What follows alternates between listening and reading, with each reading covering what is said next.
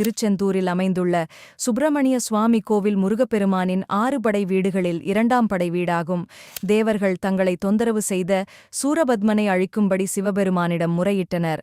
அவர்களது வேண்டுதலை ஏற்ற சிவன் தன் நெற்றிக்கண்ணிலிருந்து 6 பொறிகளை உண்டாக்கினார். அதிலிருந்து முருகப்பெருமான் தோன்றினார்.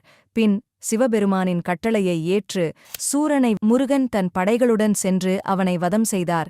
சூரனை வெற்றி பெற்று ஆட்கொண்டதால் செயந்திநாதர் என அழைக்கப் பெற்றார். முருகனுக்குரிய 6 படை வீடுகளில் திருச்செந்தூர் மட்டும் கடற்கரையிலும் பிற 5ம் மலைக்கோவிலாக அமைந்துள்ளது. திருச்செந்தூர் கோவில் இடது பக்கத்தில் வள்ளிக்குகை உள்ளது.